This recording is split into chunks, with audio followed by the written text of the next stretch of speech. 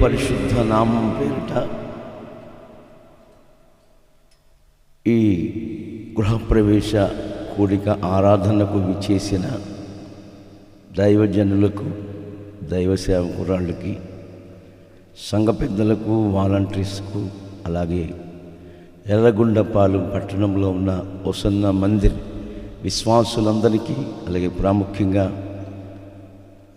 పొన్నూరు అవతల నుండి వచ్చిన రాజు వాళ్ళ బంధువులు, స్నేహితులు, అమ్మగారికి, అలాగే రక్త సంబంధులు, శ్రేయభిలాషులు, అభిమానులు, అలాగే రాజుతో పాటు పనిచేస్తున్న సుంకేషుల నుంచి చాలామంది వచ్చారు. వాళ్ళందరికీ కూడా, మన సహోదరులందరికీ ప్రభు పేరిట హోసన్నా మినిస్ట్రీస్ తరపున మీ అందరికీ ప్రేమ వందనాలు తెలియపరుస్తున్నానండి.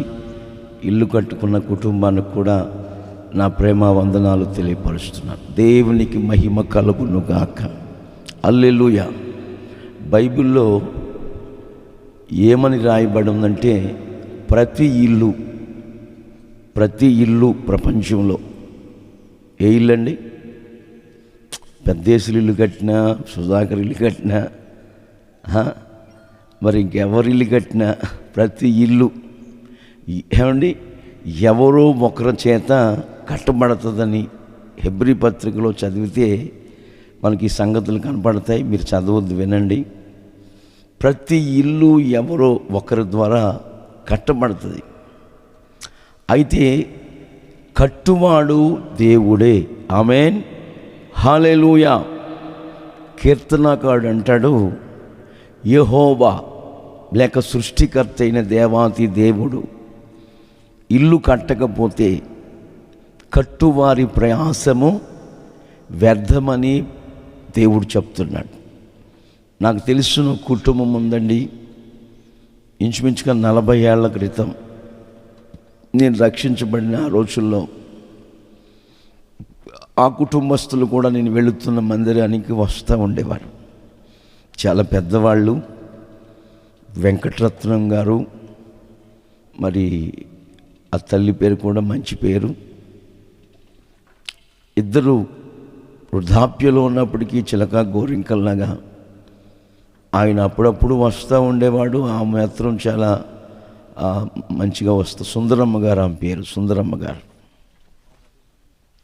ఎంత లాభ ఉండేదండి. అసలు ఏమి నడిచేదంటే భలే నడిచేది. అసలు దేవుని విషయంలో, ఖర్చు పెట్టే విషయంలో ఎముక లేదు ఆమెకి. దైవ సేవకులు వస్తే గుప్పుళ్ళతో లెక్కలేదు అసలు. ఆ రోజుల్లోనే వారికి ఇంచుమించుగా ₹1,00,00,000 ఆస్తుంది. ఆ రోజుల్లోనే కొబ్బరి తోటలో. అయితే నేను వాళ్ళ ఇంటికి ఒకరోజు వెళ్ళాను. ఒక పూరి గుడిసెలో ఉన్నారు. తాటాకుల గుడిసెలో, కొబ్బరాకుల గుడిసెలో. సుందరమ్మ గారు తల్లి, పెద్ద తల్లి. నేనేమో చిన్నోడిని, నాకు 20 ఏళ్ల వయసు ఉంటుంది. సుందరమ్మ తల్లి, ఏంటి ఇంత ఆస్తి ఉంది మీకు? ₹1,00,00,000 ఆస్తి ఉంది, ఏంటి గుడిసెలో ఉంటున్నారు? ఇక్కడ పాములు అవి వస్తాయి కదా ఈ పొలంలో అంటే ఆ తల్లి చెప్పింది, మోషే గారు ఎందుకు ఇలా మాట్లాడుతున్నారు? కట్టించేది దేవుడు కదా, మరి ఆయన కట్టించకపోతే డబ్బులుంటే కడతామా? డబ్బులుంటే ఎవరు కట్టలేరు. దేవుడు ఇల్లు కట్టించాలి, కట్టువాడు దేవుడేనని లేఖనం చెప్తున్నట్లుగా ఈ ఇంటిని నేను ఆలోచిస్తూ ఉంటుంటే ఒక 12 సంవత్సరాలు వెనక్కి వెళ్ళిపోయాను. 12-13 ఏళ్ళు వెనక్కి వెళ్ళాను వీళ్ళ చరిత్ర. ఆ రోజున వాళ్ళ ఇంటికి వెళ్ళాను. సహోదరి ప్రసన్న ఏడ్చుకుంటూ ఉంది. ఏందమ్మా ఏడుస్తున్నావు? ఇందిరానగర్లో. ఏందమ్మా ఏడుస్తున్నావు అంటే, అన్నా ఇంట్లో వస్తువులన్నీ దొంగలు ఎత్తుకుపోయారన్నా, టీవీ కూడా ఎత్తుకుపోయారన్నా, వండుకోవటానికి కూడా సెట్లు లేవన్నా, మొత్తం అన్నీ పట్టుకెళ్ళిపోయారు దొంగలు అంటే, శాపమంతా తొలగిపోయిందమ్మా, దేవుడు మిమ్మల్ని ఆశీర్వదిస్తాడు. చప్పట్లు కొట్టండి గట్టిగా. అప్పుడు ఈ పిల్లలు, చిన్న చిన్న పిల్లలు పెట్టుకుని, ఆ తాగుబోతు భర్త పెట్టుకుని సెంటరింగ్ పని చేస్తూ, ఇదే ఊళ్ళో ఎక్కడో కాదండి, సాయంత్రం దాకా కష్టపడతాడు, 500-600 తెచ్చుకుంటాడు. బ్రహ్మాండమైన పనుడు, ఏ పనైనా సరే. నరసింహరెడ్డి దగ్గర పనిచేస్తూ ఉండేవాడు. ఇప్పుడు నరసింహరెడ్డి గారు కూడా ఉన్నాడు. 500-600 రూపాయలు తెచ్చుకుని ప్రసాద్ దగ్గరికి పోతూ ఉండేవాడు సాయంత్రం. మళ్ళీ ఈయనకి జాయింట్ ఇంకొక ఆయన, మన గిద్దోని గారు, ఈయనకి జాయింట్ స్నేహితుడు. ఇట్లాగా మొత్తం మీద దేవుడు ఆశ్చర్యరీతిగా సాతాను శక్తుల చేత పీడించబడుతున్న ఆ తమ్ముడు డేవిడ్ రాజు, చిన్నరతన్ రాజు, మేకతోటి మన మాజీ హోమ్ మినిస్టర్ సుచరిత గారి మరిది గారిన, సుచరిత భర్త వీళ్ళ పెదనాన్న కొడుకు. హల్లెలూయా, హల్లెలూయా. ఒక రోజున మోటార్ సైకిల్ పట్టుకున్నారు పోలీస్ స్టేషన్లో. ఏం పేరునిది? మేకతోటి డేవిడ్ రాజు. అవునా? అప్పుడు హోమ్ మినిస్టర్ సుచరిత, అమ్మో మేకతోటి అంటే సుచరిత, అయ్యా వెళ్ళిపో అర్జెంట్కి వెళ్ళిపోయి ఇక్కడి నుంచి. ఇంకేమీ అడగల, ఎందుకంటే అధికారంలో ఉన్నవారికి అంత ఇల్లు ఉంటుంది. దేవునికి మహిమ కలుగును గాక. హల్లెలూయా. మంచిది, సంతోషం. దేవుడు ఉచితమైన కృప ద్వారా ఇల్లు కట్టుకోవటానికి ప్రభు సహాయం చేశారు. బైబిల్లో రాసుంది. యేసన్న గారు చెప్తా ఉండేవారు, కొన్ని 100 సార్లు చెప్తా ఉండేవారు ఇట్లాంటి ఇల్లు ఓపెనింగ్లప్పుడు. ఏమనంటే, ఇటుక, సిమెంటు, కంకర, ఐరన్ను, ఏమండి, కొన్ని డబ్బులు, పని వాళ్ళు ఉంటే ఒక 2-3 నెలలు ఇల్లు కట్టేయచ్చు, పెద్ద కష్టమేం కాదు. అన్నీ సమకూర్చినట్లయితే ఇల్లు తేలిగ్గా కట్టేసుకోవచ్చు. కుటుంబాన్ని దేవుడు కట్టాలి. ఆమేన్, హల్లెలూయా. కుటుంబాన్ని దేవుడు కట్టాలి, కుటుంబాన్ని దేవుడు ఆశీర్వదించాలి, కుటుంబాన్ని దేవుడు అభివృద్ధి పరచాలని దైవజనులు యేసన్న గారు చాలా విషయాలు ఉపమానాలుగా చెప్తూ ఉండేవారు. బైబిల్లో మనం చదువుతుంటే కీర్తనగా రాస్తాడు 118వ కీర్తనలో, నీతిమంతుల గుడారములలో రక్షణ గూర్చిన ఉత్సాహ సునాహ గీతాలు వినబడునుగాక. ఎవరి గుడారములో? నీతిమంతుల గుడారములో. మరొక చోట ఏం రాస్తుందంటే, నీతిమంతుల తల మీదకి ఆశీర్వాదములు దిగి వచ్చునుగాక. చప్పట్లు కొట్టండి గట్టిగా. ఆమేన్, హల్లెలూయా. మరి నీతిమంతులు ఎవరు? నా దగ్గర పెద్ద బైబిల్ ఉంది, మీ దగ్గర ఎవరి దగ్గర లేదు. పెద్ద బైబిల్ ఉంది దగ్గర. పెద్ద బైబిల్ పట్టుకుని ఆదివారం పూట చర్చికి వచ్చి చిల్లర మార్చి సందా వేస్తే నీతిమంతులా? ఏమండి, నీతిమంతులు ఎవరు అనే సత్యాన్ని మనం గమనిస్తున్నట్లయితే, అబ్రహాము దేవుణ్ణి నమ్మెను, అది అతనికి నీతిగా ఎంచబడెను. హల్లెలూయా. రాత్రి 2 గంటలకు పడుకున్నాను నేను, మళ్ళా 4 గంటలకి లేచా. నిద్ర లేదు, నిద్ర లేకపోతే ఆకలి కూడా లేదు, ఏమి తినబుద్ధి కాదు. ఏది ఏమైనా మళ్ళీ ఇప్పుడు బయలుదేరి గుంటూరు గోరంట్లకి వెళ్ళాలా సాయంకాలం. శనివారం మళ్ళా వస్తాను, మీరేమి ఇబ్బంది పడద్దు, ఎక్కడున్నా మీ విషయమై ప్రార్థన చేస్తాను. హల్లెలూయా, హల్లెలూయా. నా ప్రియ సంఘమా, దేవుని బిడ్డలారా, నీతిమంతుల గుడారములలో రక్షణను గూర్చిన ఉత్సాహ సునాద గీతములు వినబడతాయని లేఖనం చెప్తుంది. అబ్రహాము దేవుణ్ణి నమ్మెను, అది నీతిగా ఆయనకు ఎంచబడెను. అంటే నమ్ముట ద్వారా యేసు ప్రభువని నోటితో ఒప్పుకొని హృదయమందు విశ్వసించిన ఎడల క్రొత్త నిబంధనలో రాసుంటుంది, నీవు, నీ కుటుంబం, నీ బిడ్డలు, నీ కుటుంబ వ్యవస్థ రక్షించబడునుగాక అని లేఖనం చెప్తుంది. కనుక నమ్మాలి. నమ్మిన వారి పట్ల ఎన్నెన్నో గొప్ప కార్యాలు, నమ్మిన వారి వలన ఈ సూచక క్రియలు కనబడునుగాక. ఏ సూచక క్రియలు? నా నామమున మీరు దయ్యములను వెళ్ళగొడతారు, నా నామమున మీరు రోగులను స్వస్థపరుస్తారు, చేతులుంచినప్పుడు వాళ్ళు బాగుపడతారు, మీరు మరణకరమైనది ఏది అయినా తాగినప్పుడు మీకు ఏ హానియు కలగదు కలగదు కలగదు. ఎప్పుడంటే నమ్మాలి. ఆమేన్. చాలామంది డాక్టర్ల దగ్గరికి వెళ్తూ ఉంటాం. మరి ఈ ఊళ్ళో 100% మన డాక్టర్ గారు రవీంద్ర గారు అంటే చాలా నమ్మకం అందరికీ. ఆమేన్. ఆయన అరిసినా అక్కడికే పోతారు, తిట్టినా అక్కడికే పోతారు. నిజమండి. ఒక నమ్మకం, ఒక విశ్వాసం మన జీవితాల్లో. అట్లాంటి నమ్మకత్వాన్ని కలిగి ఉన్నప్పుడు జ్ఞాని అయిన సలోమాను గారు రాస్తాడు, ఎప్పుడైతే నమ్మకం ఉంచుతామో, ఎప్పుడైతే నమ్ముకుంటామో, ఆయన విశ్వాసం ఉంచుతామో, నమ్మకమైన వారి మీద మెండుగా దీవెనలు కలుగునుగాక. ఆమేన్. నమ్ముట నీ వలనైతే నమ్మువానికి సమస్తము సాధ్యమే. అది ఇల్లు కావచ్చు, ఒక వివాహము కావచ్చు, ఒక సంతానము కావచ్చు, పెండ్లి కావచ్చు, ఏదైనా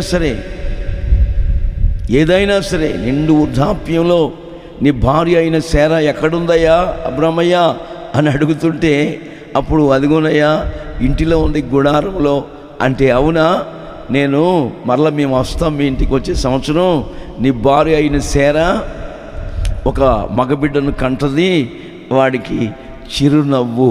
ఏ నవ్వు? అది కాదు, దయ్యపు నవ్వు కాదు, మైల్ పకీర్ నవ్వు కాదు. చిరునవ్వులో సౌండ్ ఉండదు. హల్లెలూయా హల్లెలూయా. చిరునవ్వు అని మరి నామకరణ పెడతామంటే, శారా గుడారులు నవ్వి. శారా ఎందుకు నవ్వామమ్మా? ఏంటి నాకు ఎందుకు నవ్వావు? నేను నవ్వలే. నువ్వు నవ్వావు. అబద్ధం ఎందుకు ఆడుతావు? నువ్వు నవ్వావు. దేవునికి అసాధ్యమైనది ఏదైనా ఉన్నదా అంటారు అక్కడ. అవే చప్పట్లు కొట్టండి గట్టిగా. నా దేవునికి సమస్తము సాధ్యం. వీళ్ళ కుటుంబాన్ని నేను చూస్తుంటే, పిల్లలకి అంత అన్నం పెట్టుకోలేక 13 ఏళ్ల క్రితం నేను అక్కడ కూర్చుని మనసులో బాధపడతా వచ్చాను. ఎందుకంటే అట్లాంటి పరిస్థితుల్లో ఉన్న బిడ్డలను కూడా దేవుడు కాపాడుతాడు. బైబిల్ రాసుంది, నేను ఒకరికి ఇచ్చేటట్లు చేస్తాను. ఆమేన్. ఆ బిడ్డలారా, నేను మిమ్మల్ని తలగా ఉంచుతాను. మీరు అప్పు చేసేటట్టుగా ఉండరు, మీరు ఒకరికి ఇచ్చేటట్లు ఉంటారు. మిమ్మల్ని ఆశీర్వదించడానికి ఆకాశమును మంచి ధననిధిని తెరవబోతున్నాను. ఆమేన్. Praise the lord. ఎవరిని ఆశీర్వదిస్తాడు? నమ్మకస్తుల్ని. ఆమేన్. నమ్మకత్వంలో ఎంత నమ్మకం అంటే, కొంచెములో ఎంతండి? నీకు వచ్చే 10 రూపాయల్లో, నీకు వచ్చే 1000 రూపాయలు, ఎంత కొంచెములో. హల్లెలూయా. నమ్మకంగా ఉంటే, నా దేవుడు మనతో అంటున్న మాట ఏంటంటే, బల. ఏందది? బల కాదండి, బల. ఆ బాకు ఒత్తుంటుంది అక్కడ వాక్యంలో. ఆమేన్. బల కాదు. కంభం చెరువు నిండిపోయిందనుకోండి, ఏమంటే మీ దేవుడు కంభం. చెరువు నిండితే, చెరువు ఎండిపోయిందనుకో, ఏమంటే ఏ ఊరు మీది? కంభం. ఆ ఊరు చెప్తేనే మీకు చెప్తున్నా నేను. దేవునికి మహిమ కలుగును గాక. ఆ నమ్మకస్తుల గురించి కొత్త నిబంధనలో దేవాతి దేవుడు చెప్తున్న మాట ఏంటంటే, ఫలా నమ్మకమైన మంచి దాసుడా, ఈ కొంచెములో, హల్లెలూయా, ఈ కొంచెములో నువ్వు నమ్మకంగా ఉన్నావు కనుక నిన్ను అనేక పట్టణాలకు నిన్ను అధికారిగా చేయబోతున్నాను. దేవునికి మహిమ కలుగునుగాక. పందులతో, కుక్కలతో ఇట్లాంటి ఫంక్షన్లు జరిగినప్పుడు ఆ ఇస్తర్లన్నీ అదేంటది అరిటాకు ఇస్తర్లన్నీ అందరూ తినరు కాదండి, కొన్ని వదిలేస్తారు కదా తినగా, గిట్టగా కొన్ని కర్రీలు, ఇవన్నీ బిర్యానీలు, కర్రీస్ అన్నీ కొన్ని మిగిలిపోతాయి. ఆయన్ని చుట్టి గంపలో వేసి ఆ పెంట మీద వేస్తే పందులు కుక్కలు తింటున్న ఆ స్థలానికి దైవజనులు యేసన్న గారు ఆ మెంటల్ అంక్లిన్ స్పిరిట్స్తో, దయ్యపు శక్తులతో పీడించబడుతున్న ఆ దినాల్లో ఆయన ఆ కుక్కలతో పందులతో సహజీవనం చేస్తూ ఆ ఇంగ్లీష్ తురాకుల్లో అన్నం తింటూ అంతంత రక్తం కక్కుతున్న రోజుల్లో నా యేసు నమ్మకస్తుడు. హల్లెలూయా, హల్లెలూయా.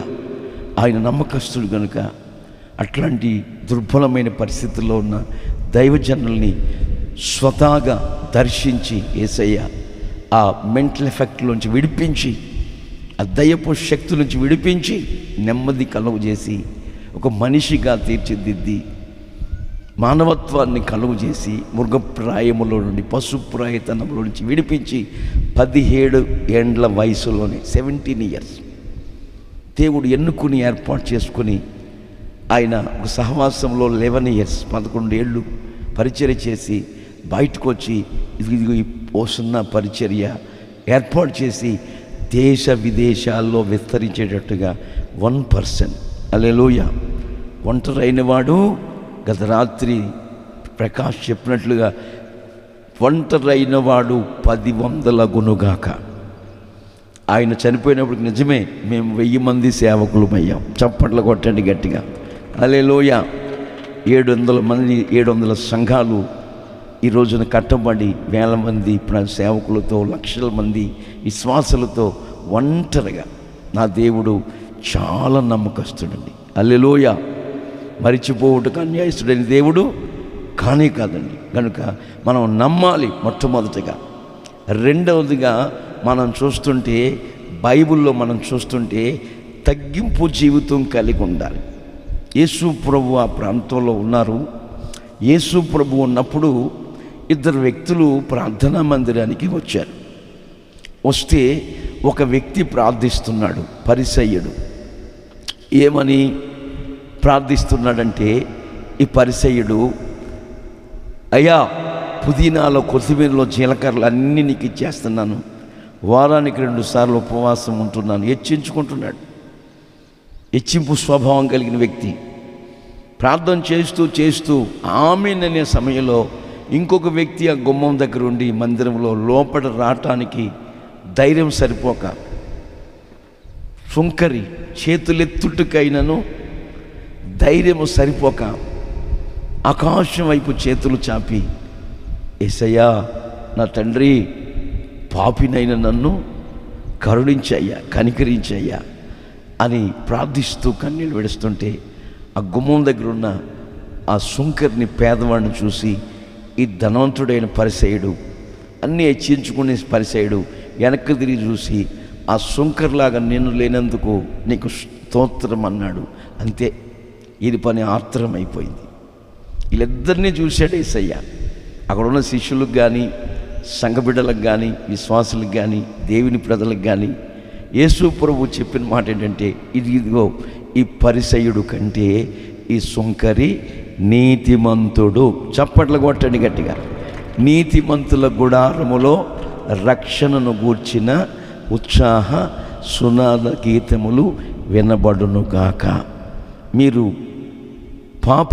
మీ పాపములు ఒకరి ఎడలో ఒకరు ఒప్పుకుంటూ కన్నీళ్లు విడుస్తూ ఒకరినొకరు క్షమించుకుంటూ క్షమాపణ అనుభవాల్లో కొనసాగండి. అట్లాంటి వారు ఎవరంటే నీతిమంతులు. అట్లాంటి నీతిమంతుని విజ్ఞాపన, ప్రార్థన, మొర్ర ఏమండి మనఃపూర్వకమైనదై బలము గలదై ఉంటుందని యాకోబు పత్రికలో మనం చదువుతాం. నీతిమంతుడు ప్రార్థన చేస్తే, రాత్రి డాక్టర్ గారు చెప్తుంటే నాకు ఆశ్చర్యం అనిపించింది. ఇప్పుడు 15 ఏళ్ల క్రితం వాళ్ళిద్దరు పిల్లలు, చిన్న పిల్లలు, వాళ్ళు స్కూల్లో చదువుకోవటానికి వాళ్ళ తాతగారింటికి బస్సు ఎక్కుతుంటే నేను కూడా గుంటూరుకి వెళ్ళటానికి ఇక్కడ 5 గంటల బస్సులో. అప్పుడు కలిశారు ఆయన ఒక 15 ఏళ్ళ క్రితం. ఇంకంతే మా బంధం అప్పటి నుంచి ఇప్పటి వరకు తెగిపోకుండా అట్లాగే సాగటానికి సహాయం చేస్తూ వచ్చారు. అప్పుడు చెప్పాను, మీ 2 పిల్లలు డాక్టర్స్ అవుతారు. హల్లెలూయా. రష్యా దేశానికి పంపించి చదివించటువంటి మామూలు విషయం కాదు, లక్షలు ఖర్చు అవుతాయి. దేవుడు చక్కగా మంచి సాక్ష్యాన్ని రాత్రి విన్నాం ఆఖరి గడియల్లో. హల్లెలూయా, హల్లెలూయా.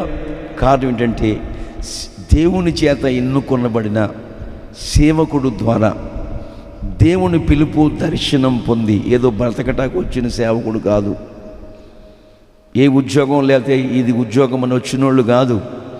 దేవుడు చేత ఎన్నుకొనబడి ఏర్పరచుకుని పిలుచుకున్న ఆ పిలుపుకు తగ్గట్టుగా పిలుపును నిశ్చయం చేసుకుని ఎవరైతే సేవా పరిచర్యలో కొనసాగుతున్నారో అట్లాంటి దైవ సేవకుల యొక్క ప్రపంచములో ఓ సున్న మినిస్ట్రీలో కాదండి, ఏ సహవాసములో ఉన్న అట్లాంటి సేవకుల యొక్క నోటి మాటను నా దేవుడు రూఢుపరచునుగాక. యెహోవా జీవము తోడు. ఈ సంవత్సరం మంచైనను వర్షమైనను కురవకుండునుగాక అన్నాడు ఏలియా పాస్టర్గా. దేవుడు అరెరే ఏలియా ఈ మాట అన్నాడేంటి, వర్షం కురవకపోతే పంటలు పండవు కదా, వర్షం కురవకపోతే నీళ్లు ఉండవు కదా, ఇప్పుడు ఈయనకి ఆహారం ఎలాగా అవండి అని అనుకుంటూ ఆయన ఆజ్ఞాపించాడు నా నామం పేరట. ఇక ఆయన ఆమెన్ అన్నాడు. 3.5 సంవత్సరం వర్షం కురవలా, మరి ఆహారం ఎలాగా, తన సేవకుడిని పోషించాలి కదా. ఏలియా ఎవరంటే దేవుని చేత ఎన్నుకొనబడిన దైవజనుడు. ఆమేన్. ఆయన నోటి మాట రూఢుపరిచాడు. 3.5 years వర్షాన్ని ఆపేశాడు, మూసేశాడు ఆకాశము తోముల్ని. మరి ఏలియాను పోషించాలి కదా, ఎట్లాగా? కాకుల ద్వారా. ఆమేన్. కాకుల ద్వారా. ఈ కాకులు ఎలాంటివి? నేను 2వ క్లాస్ చదువుతున్న రోజుల్లో సంక్రాంతి పండుగ వచ్చిందంటే మా ఊరంతా ఏమంటే సున్నుండ్ల పండుగ. ఆమేన్. మినప సున్నుండ్లు చేస్తూ ఉండేవారు. నేను స్కూల్కి వెళ్ళాలంటే ఎలిమెంటరీ స్కూల్కి, అప్పర్ ప్రైమరీ స్కూల్కి, అమ్మ సున్నుండి ఇస్తే వెళ్తా, లేకపోతే వెళ్ళం అంటే ఇంక రోజు ఒక సున్నుండి ఇస్తే తినుకుంటా స్కూల్ దాకా వెళ్ళేవాడు. ఒకరోజు తింటూ వెళ్తుంటే కాకులన్నీ వచ్చి నన్ను గీరేసి రక్తం వచ్చేటట్టుగా సున్నుండి ఎత్తుకుపోలా, లాక్కుపోతే కింద పడి మొక్కలై భూమిపోలు అయిపోయింది. చంటి పిల్లల యొక్క చేతుల్లో బిస్కెట్లు సున్నుండ్లు ఎత్తుకుపోయి కాకుల ద్వారా ఏమండి ఏలియాకు భోజనం పెట్టాడు. చప్పట్లు కొట్టాడు గట్టిగా. హల్లెలూయా. ఏలియాకి సమృద్ధిగా, ఎలాగ సద్దిది కాదు, ఫాస్ట్ ఫుడ్ కాదు, సద్దిబొమ్మ కాదు, ఏమండి వేడి ఫ్రెష్ వేడి రొట్టెలు, వేడి మాంసాన్ని ఉదయం సాయంత్రం పెడతా వచ్చాడు.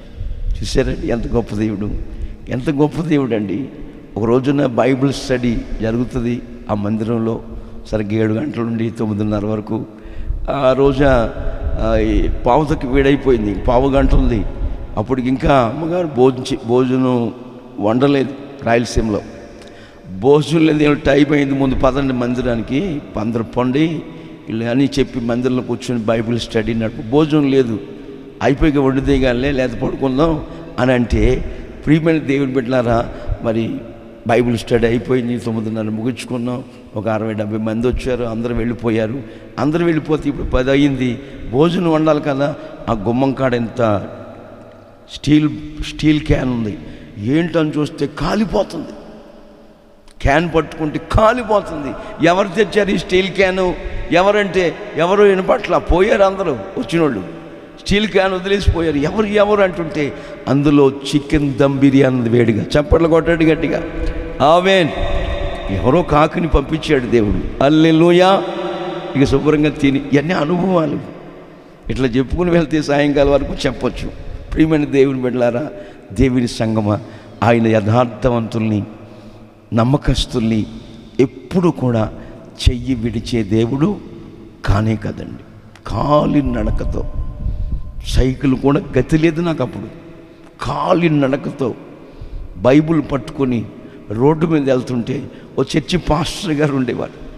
ఆయన పెంతెకోస్తు పాస్టర్ గారు. ఓ చిన్న చేతక మోటార్ సైకిల్ స్కూటర్ ఆయన వెళ్తూ ఉండేవాడు. మన మందిరానికి 100 మంది వస్తారు, ఆయన మందిరానికి 70 మంది వస్తారు. ఆయన పాత మోటార్ సైకిల్ వేసుకుని చేతక మీద నేను కనబడితే ఏమండి టక్ చేస్తాడు, నల్ల ప్యాంట్ వేస్తాడు, పింక్ కలర్ షర్ట్ వేస్తాడు, భలే వ్యక్తి. ఇక నేను వెళ్తుంటే ఓ చేతితో మోటార్ సైకిల్ పట్టుకుని, పాస్టర్ గారు, మోషే గారు, ప్రైజ్లో అంటుండే. నాకు అంత సిగ్గిపోయింది. నేను నడిచి వెళ్తున్నా, ఇక్కడ 100 మంది ఉన్నారు. చూసారండి, ఏంటయ్యా నీ సేవకుడు కదా, సైకిల్ కూడా గతి లేపడం ఏంటయ్యి. నేను కూడా ఒకప్పుడు గతి లేనుండే. గతి లేని వారిని ఏమండి మరి ఉన్నతమైన స్థితిలో ఉంచే దేవుడు మన దేవుడు. చప్పట్లు కొట్టండి గట్టిగా. ఉన్నతమైన ఆశీర్వాదాలు మెండుగా నిండుగా కుమ్మరించే దేవుడు. నేను ప్రకటిస్తున్న నజరేయుడైన యేసు గతిలేని మితిలేని మతి తప్పి తిరుగుతున్న జీవితంలో, గతిలేని ఆ కాలినడకతో పరిచయం చేస్తున్న జీవితంలో నేను మెప్పు కొరకు చెప్పట్లేదు, కానీ 13 దేశాలకు తీసుకెళ్ళాడు ఆయన. దేవునికి మహిమ కలుగును గాక. ఉన్నత శిఖరాల్లోకి ఎక్కించారు. ఆ ఫ్లైట్లో ఇంగ్లీష్లో చెప్తున్నారు, ఈ ఫ్లైట్ మలేషియా సింగపూర్ వెళుతుంది. ఈ ఫ్లైట్ 30,000 అడుగుల ఎత్తులో వెళుతుంది. ఎంత? 30,000 feet. 30,000 అడుగులో ఇప్పుడు మీరు ప్రయాణం చేస్తున్నారు అంటే ఏమండి, నేను ఏడ్చుకుంటున్నాను. 30,000 అడుగులు ఎత్తులను అమ్మో అని ఏడుస్తుంటే నా పక్కనే ఏసన్న ఉండి ఏమండి భుజం తట్టి, మోషే ఎందుకు ఏడుస్తున్నావు అంటే, అన్నయ్య సైకిల్ కూడా గతి లేని నా స్థితిలో, ఏంటిది కళ నిజమా అన్నయ్య అంటుంటే, ఇది ప్రారంభం రా, నువ్వు ఇంకా ఎన్ని దేశాలు వెళ్తావో. చప్పట్ల కొట్టండి గట్టిగా, హల్లెలూయా. అట్లాంటి స్థితిని నా దేవుడు స్తుతించుడు ద్వారా మన స్థితిగతుల్ని మార్చే దేవుడు. నేను ప్రకటిస్తున్న నజరేయుడైన యేసు.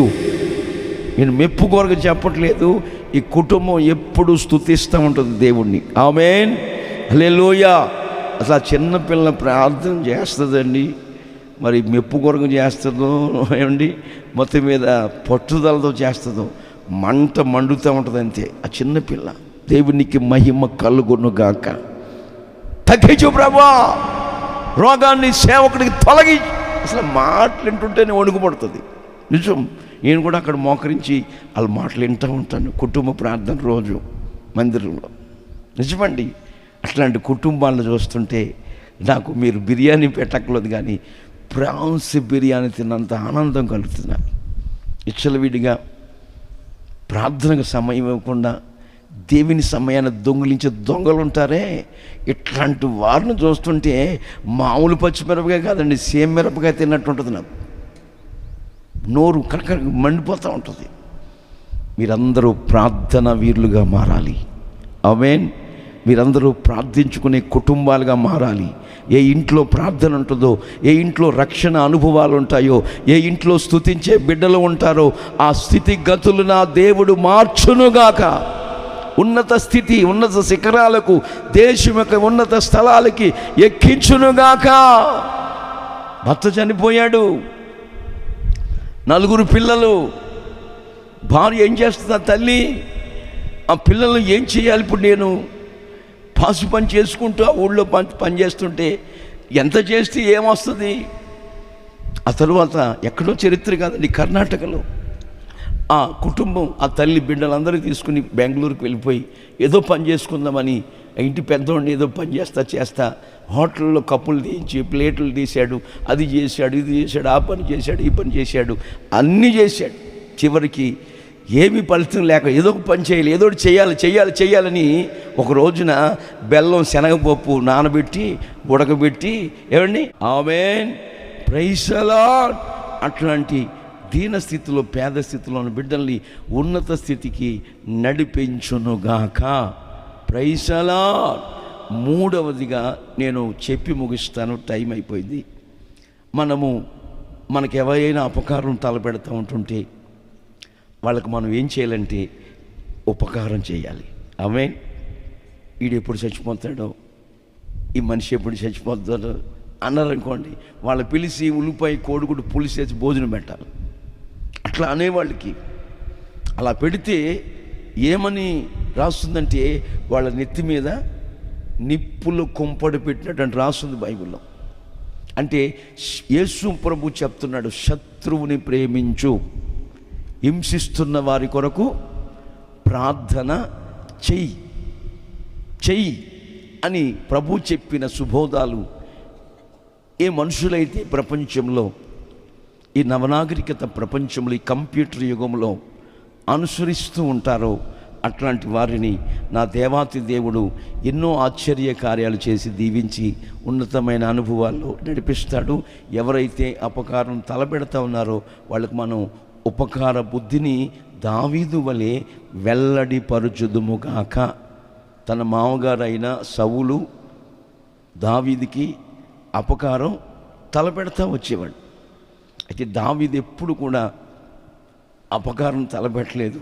ఒక రోజున రక్షక భటులు అంతా ఉన్నారు, ఆయన గుడారంలో నిద్రపోతున్నాడు, సేద తెచ్చుకుంటున్నాడు. ఎవరు? సౌలు రాజు. దావీదు వెళ్ళి ఏమన్నా ఎదురుపడ్డాడు సౌలు దావీదుకి. దావీదు అనుచరులు అంటారు ఇంచుమించుగా 400 మంది. దావీదు, ఇదిగో నీ శత్రువుని దేవాతి దేవుడు నీ ఎదుటికే తీసుకొచ్చాడు, పొడుసు చంపేయి. మీ శత్రువుని నీ ఎదుటికే తీసుకొచ్చాడు, ఇదిగో నీ ఎదుటే ఉన్నాడు, పొడుసు చంపో, నరుకో, ఇక లేవకూడదాడు, ఏటి మీద 4 పోట్లు కూడా అంటుంటే దావీదు అంటారు, యెహోవా చేత అభిషేకించబడిన వాణ్ణి నేను చంపకూడదు. ఆమేన్. సౌలు దేవుని చేత అభిషేకించబడిన వ్యక్తి అని ఆయన వస్త్రపు చెంగు మాత్రము కోసినందుకు కూడా దావీదు మనస్సులో బాధపడిపోతున్నాడు, మనస్సులో మదన పడిపోతున్నాడు. అరే ఎందుకు కోసారు ఈ వస్త్రపు చెంగుని, ఇది కూడా తప్పే కదా. ఎంత గొప్ప సంగతి చూడండి. అపకారం తలపెడుతున్న శత్రువైన సౌలు రాజు మీద దావీదు ఆయన ఉపకార బుద్ధిని వెల్లడిపరుస్తూ వచ్చాడు.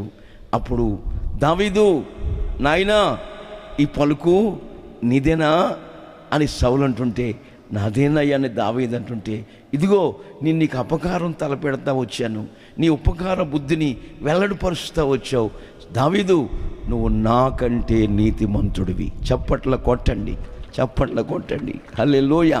కనుక ఏ ఒక్కరికి కూడా కలలో కూడా మనం అపకారం తలపెట్టకూడదు. శత్రువు కొరకు కూడా మనం ప్రాణం పెట్టాలి. బరబ్బా అంటాడు యేసు ప్రభుతో, బోధకుడా నీ దగ్గర ఆత్మబలం ఉంది. ఆమేన్. బరబ్బా దొంగ అంటాడు, నా దగ్గర ఖండబలం ఉంది. యేసు ప్రభు దగ్గర ఏముంది? ఆత్మబలం. బరబ్బా దగ్గర ఏముంది? ఖండబలం. ఈ 2 కలిస్తే ఈ దేశం మనదే, నువ్వు రాజు అయిపోతావు, నేను సైన్యాధిపతిని అయిపోతాను. ఏమంటావు? బరబ్బా అవసరమైతే నీకోసం నా ప్రాణమైన ఇస్తాను, కానీ నీతో చేతులు కలపను బరబ్బా. కత్తికి కరుణకు పొత్తు కుదరదు బరబ్బా.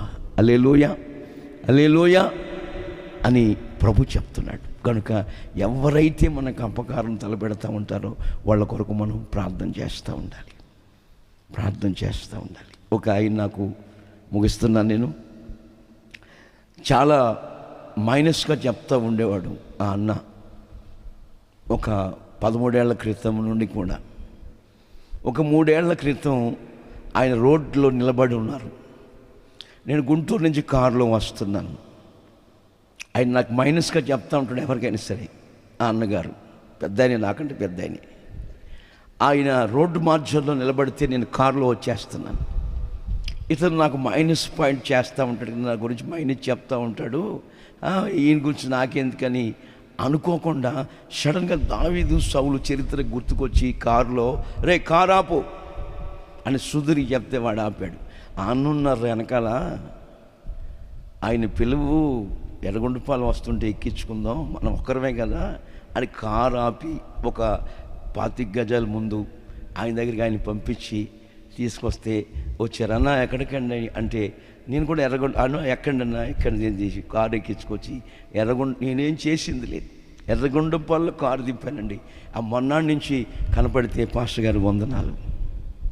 ఇక మైనస్ అంత పోయింది అందరికీ. ఇంకా మైనస్ కాదు, ప్లస్ చెప్తున్నాడు. దేవునికి మహిమ కలుగును గాక. హల్లెలూయా. యేసన్న గారు కాకినాడలో సేవ చేస్తూ ఉండేవారు. అంతకుముందు కాకినాడ రామారావుపేటలో ఉన్న దీపెందుకో సంఘంలో చాలామంది పాస్టర్ వస్తాడు, 2 నెలలు ఉంటాడు, పోతాడు, ట్రాన్స్ఫర్. అక్కడ ఆ ఫెయిత్ హోమ్లో ఉన్న ఆ పెద్ద సిస్టర్, దీపెందుకోస్లో ఫ్యామిలీలు ఉండరు, బ్రదర్లు సిస్టర్లు ఉంటారు. మన మందిరాలు కూడా ఫ్యామిలీ, కొన్ని సంఘాల్లో బ్రదర్స్ సిస్టర్స్ ఉంటారు. ఆ కాకినాడ సంఘంలో ఏమండి సేవ చేస్తున్న రోజుల్లో ఏ సేవకుడు వచ్చినా ఒక 2-3 నెలల కంటే ఎక్కువ ఉండవు. ఆ సిస్టర్ పెద్ద పాస్టర్కి, ఏమండి, చీఫ్ పాస్టర్కి, చెన్నైలో ఉన్న ఆ చీఫ్ పాస్టర్ గారికి ఫిర్యాదులు చేస్తూ ఉంటుంది. ఈయన అలాగా ఇలాగని మరి ఏం చేస్తారు, ట్రాన్స్ఫర్ చేస్తూ ఉంటారు. అక్కడికి 10 మంది పాస్టర్లు మారిన తర్వాత ఈయన్ని, ఏమండి, యేసన్న గారు చిన్న ఆయన పరిచయం చేస్తున్నాడు. యేసన్న, నీకు గతి లేక పంపిస్తున్నావు, నువ్వు చిన్నోడివి, పెద్ద సంఘం అది, ఓల్డ్ సంఘం, మరి నువ్వెన్ని నెలలు ఉంటావో అంటే, ఆ మద్రాసులో రైలు బండికి పాసింజర్ రైలు కాకినాడ స్టేషన్లో దిగి ఎయిర్పోర్ట్లో ఇక కొంతమంది వచ్చారు. ఇలాగ ఉండేవాడు సన్నంగా యేసన్న గారు. పెద్ద పెద్ద పాస్టర్లు వచ్చి 4-3 నెలలు చేస్తా వెళ్ళిపోతూ ఉన్నారు. ఈయన వారం కంటే ఎగిరిపోయేటట్టు ఉన్నాడండి. ఈయన అలా చేస్తాడు. భలే ఉంది వ్యవహారం ఇది. ఇక సంఘం కోల్పోయినట్టే రామారావుపేట సంఘం కాకినాడలో అని అనుకుంటున్న సందర్భంలో, ఏమండి, యేసన్న గారు అడుగుపెట్టి, అయ్యా ఏంటయ్యా ఇలాగ అంటున్నారు వీళ్ళు, నాకు ఒక చక్కటి ఆలోచన ఇవ్వండి, నేను చాలా రోజులు ఇక్కడ సేవ చేయాలి, దైవ సేవకులు మన్నలు పొందాలి అని ప్రియమైన దేవుడు బిడ్డలారా అనుకుంటున్న సమయంలో దేవుడు ఒక ఆలోచన ఇచ్చాడంట. ఏమని? సిస్టర్ గారి దగ్గరికి వెళ్ళి, అక్క ఏంటి మీరు పాడైపోయారు, యేసన్న గారు ఏంటక్క పాడైపోయారు, మీరు ఇలాగా ఇంత లావు ఉండేవారు కదా, సన్నంగా, ఆమె షుగర్ జబ్బు సన్నమైపోతే ఏం చేస్తుందండి, ఏమండి, ఇలా పాడైపోయారేంటక్క, అరే మీ కొరకు ప్రార్థన చేస్తానని ఇక ఏమి వల్లిస్తా వచ్చారండి యేసన్న గారు. అరే ఇంతమంది పాస్టర్లు వచ్చారే, నన్ను ఈ మాట ఎవరో అనలేదని కాస్త ప్రేమ కలిగింది సిస్టర్కి, పెద్ద సిస్టర్ గారికి. తర్వాత ఎవరో ఆ కొత్తగా వచ్చిన దైవజనులు యేసన్న గారితో ప్రార్థన చేయించుకుందామని ఒక ఇంటికి తీసుకెళ్ళి 50 రూపాయలు కానుకిచ్చారంట. ఎంతండి ఆ రోజుల్లో? ఇంచుమించు ఒక 50 ఏళ్ల క్రితం, ఏమండి, 50 రూపాయలు కానుకిస్తే తిన్నగా ఒక షాప్కి వెళ్ళి, కిరాణా షాప్కి వెళ్ళి, ఏమండి, ఆ రోజుల్లో హార్లిక్స్ బాటిల్లో కొట్టుకొని హార్లిక్స్ బాటిల్ తీసుకొచ్చి, అక్క నేను చూస్తే నా ప్రాణం నీరైపోయింది, నాకు తినబుద్ధి కావట్లేదు, నువ్వు భోజనం పెడుతున్నా, ఇదిగో ఈ హార్లిక్స్ నువ్వు పాలు లేకపోయినా వేడి నీళ్ళలో కలుపు తాగక నీకు ఎనర్జీ వస్తుంది, నువ్వు మంచిగా ఉంటావు, నువ్వు హుషారుగా ఉంటావని హార్లిక్స్ బాటిల్ ఇచ్చాడంటండి యేసన్న గారు 50 రూపాయలు పెట్టి. ఇక మరుసటి ఆదివారం నుంచి చెప్తుందంట, ఈ చిన్నోడైనా పరలోకం దింపుతాడు, ఆమేన్, చిన్నోడైనా ఉపదేశం ఏమీ లేదు చెప్పింది. అయింది 50 రూపాయలు హార్లిక్స్ బాటిల్ ఎంత పని చేసి చూసారా. అపకారం తలపెట్టే వారికి ఉపకార బుద్ధిని సంవత్సరంల రోజులుండి పరిచయం చేశారు ఆయన. అప్పుడే అమలాపురంలో టీపీఎం సంస్థను ఆయన ఆ రోజుల్లో స్థాపించినప్పుడు ఆయన కూడా అమలాపురం వెళ్ళి వాక్యం చెప్పేవారు. యేసన్న గారు మాకు చెప్పారు. దేవునికి మహిమ కలుగునుగాక, హల్లెలూయా. కనుక మన జీవితాల్లో నీతిమంతుల గుడారములో రక్షణ గూర్చిన ఉత్సాహ సునాద గీతములు వినబడతాయని చెప్పినట్టుగా మనం నీతిమంతులుగా ఉండాలి, నమ్మాలి. రెండవదిగా మనకు మనం తగ్గించుకోవాలి. మూడవదిగా అపకారం తలపెట్టే వారికి ఉపకార బుద్ధిని వెల్లడిపరిచి, ఏమండి, మనం ఏదైనా ఉపకారం చేసే మనసుంటే ఉపకారం చేయాలి. మనకు చేసే స్థితి లేదంటే ఆ ఉపకారం చేసే ఇంటిని చూపించాలి. ఆమేన్. అట్లాంటి మనసు మనుషులమైన మనకు ఎప్పుడైతే ఉంటుందో, నా దేవుడు మనల్ని, మన కుటుంబాలను, ఏమండి, నిండాలుగా దీవించునుగాక, ఆశీర్వదించునుగాక. ఇప్పుడు వచ్చిన దైవజనులు పాస్టర్ మోషయ్య గారికి, అమ్మగారికి నా హృదయపూర్వక వందనాలు. దైవజనులు ఆమోస్ పాస్టర్ గారికి, స్వర్లకు వందనాలు. దైవజనులు సత్యప్రకాష్ గారికి వందనాలు. దైవజనులు రూబేన్ పాస్టర్ గారికి వందనాలు. రవితేజ గారికి, సుశీలకి వందనాలు. ప్రతి ఒక్కరు కూడా వచ్చిన ప్రతి ఒక్కరికి నా హృదయపూర్వక వందనాలు.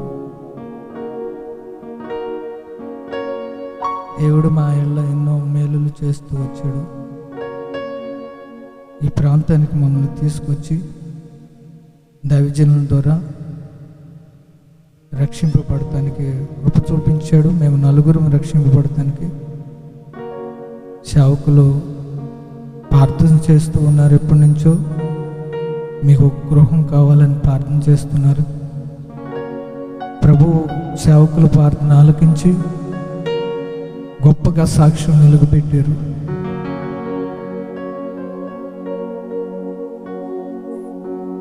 మా కుటుంబంలో మా అమ్మ వాళ్ళ కాడ నుంచి మా బంధువులు అందరిలో ఎవరికి ఇలాంటి గృహం కట్టడం ఇంతవరకు ఎవరు కట్టలేదు.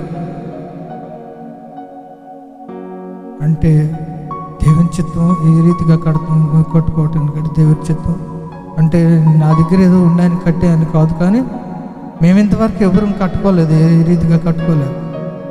దేవునికి మహిమాత్రం కొరకే, కానీ దానికి దేనికి కాదు. ఈ గృహం ఆ రీతిగానే కట్టబడుతున్న దేవుడే కట్టించాడు.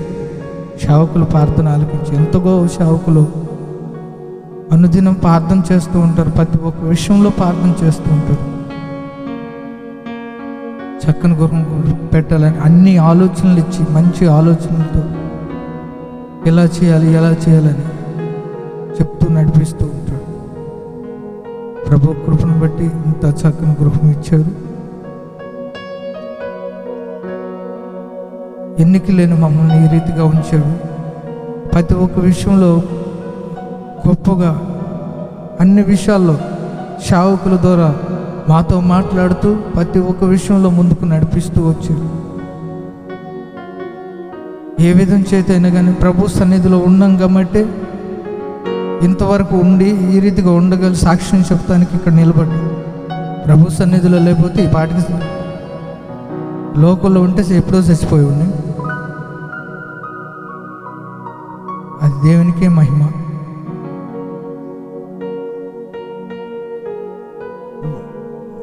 ఏం చెప్పాలి, సేవకులు ఏ విషయంలో అయినా కానీ తల్లిదండ్రుల కన్నా ఎక్కువ ఇక్కడ ఎవరున్నారు? మాకు ఎవరున్నా వాళ్ళే.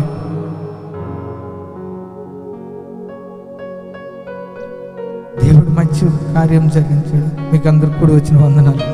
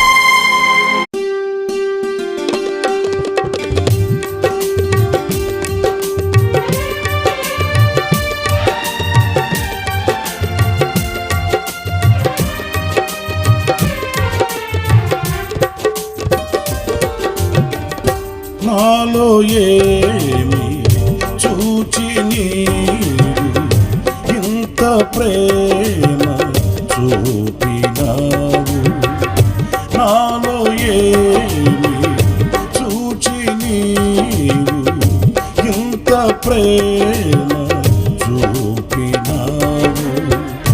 మత్యమైన లోకమందు నిత్యమైన కృపను చూపి నేటి వరకు తోడుండినావు. యేసయ్యా యేసయ్యా నా యేసయ్యా, యేసయ్యా యేసయ్యా నా యేసయ్యా, నాలో ఏమి చూచి నీవు ఇంత ప్రేమ చూపినావు, నాలో ఏమి చూచి నీవు ఇంత ప్రేమ చూపినావు.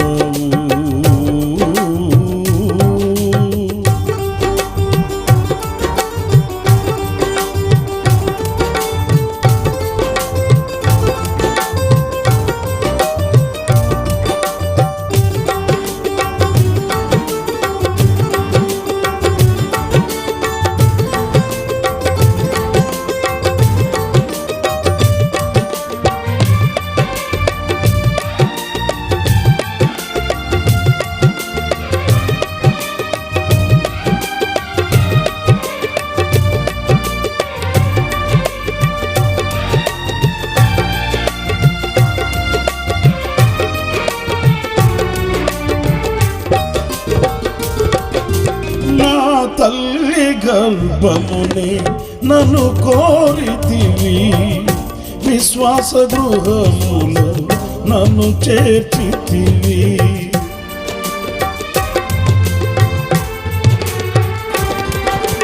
నా తల్లి గర్భమునే నన్ను కోరితివి, విశ్వాస గృహములో నన్ను చేర్చితివి.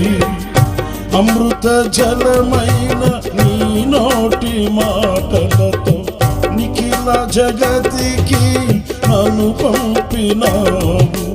ప్రకటింప నీ చరితం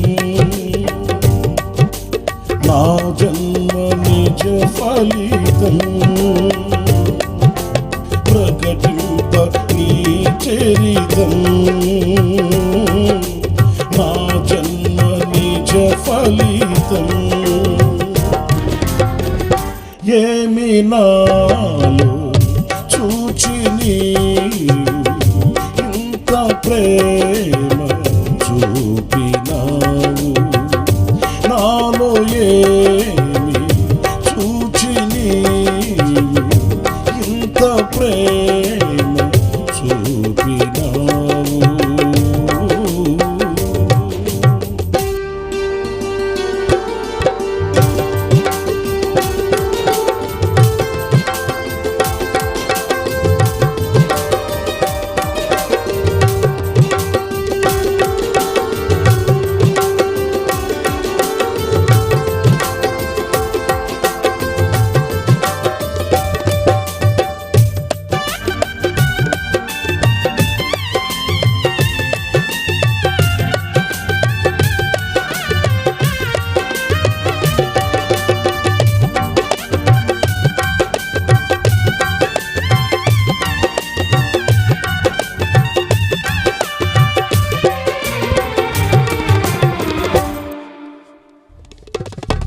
ఘనమైన వారే నీ ఎదుటనున్నను, బలమైన వారే ఎందరో ఉండను.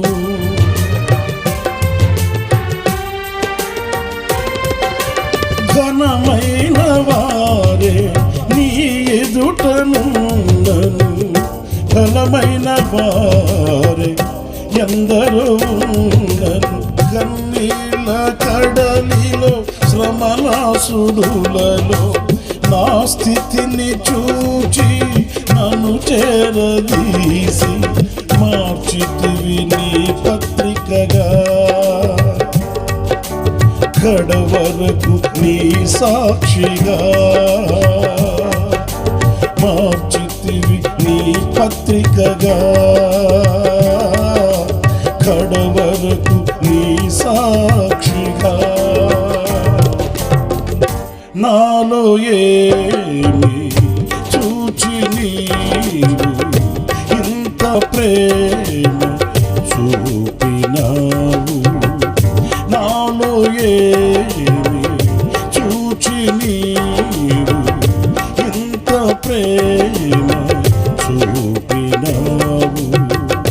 మత్స్యమైన లోకమందు నిత్యమైన కృపను చూపి నేటి వరకు తోడుంది నాకు. యేసయ్యా యేసయ్యా నా యేసయ్యా, యేసయ్యా యేసయ్యా నా యేసయ్యా, నా యేసయ్యా.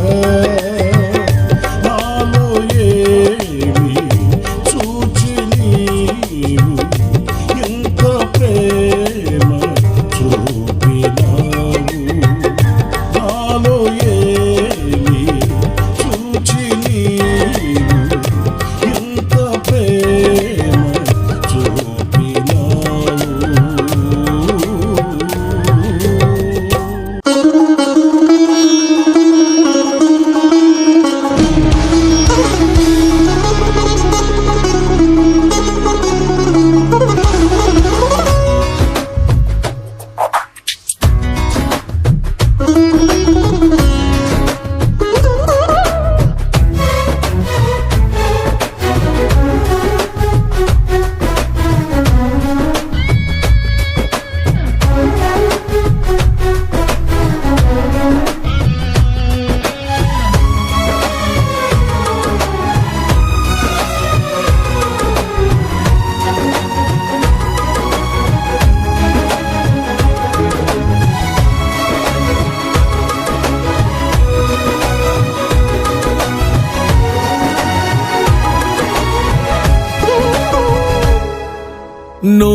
నూతనమైన కృపా, నవనూతనమైన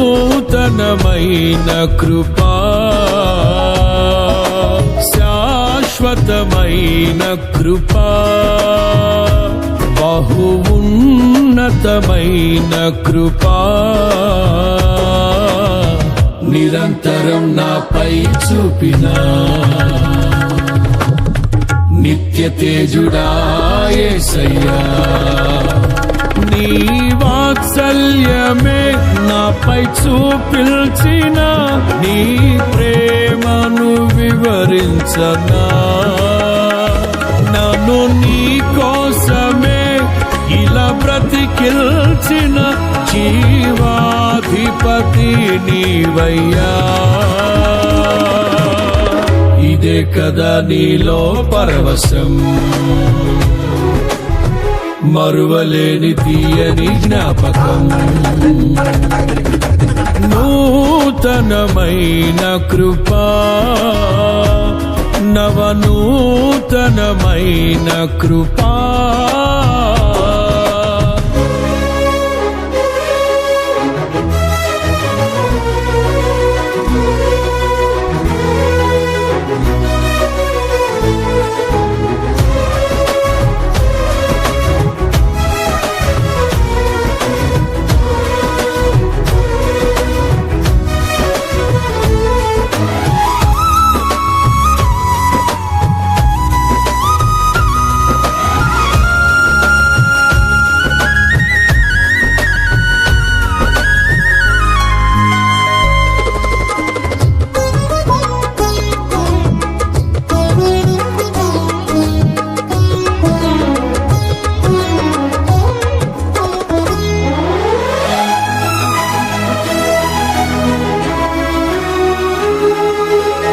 నా క్రయధనముకై రుధిరము కార్చితివి ఫలవంతములైన తోటగా మార్చితివి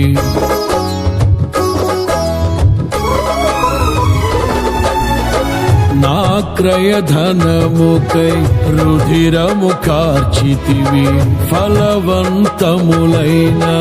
తోటగా మార్చితివి ఫలితము కొరకైన శోధన కలిగినను ప్రతిఫలముగా నాకు ఘనతను నియమించి ఆశ్చర్యకరమైన ఆదరణ కలిగించి అన్ని వేళలయందు ఆశ్రయమైనావు ఎంతగా కీర్తించిన నీ రుణమే నే తీర్చగలనా ఇదే కదా నీలో పరవశం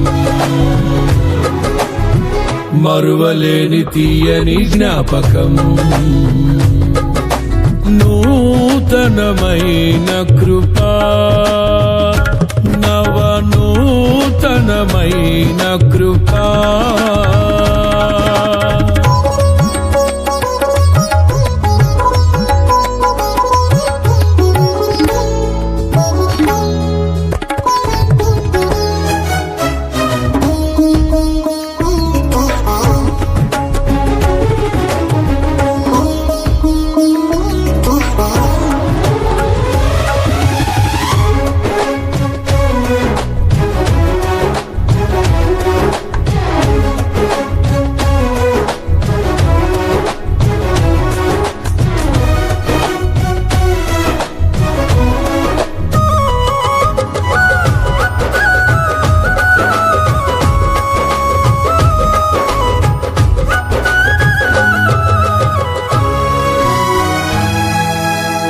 నీ వశమయ్యున్న ప్రాణాత్మదేహమును పరిశుద్ధ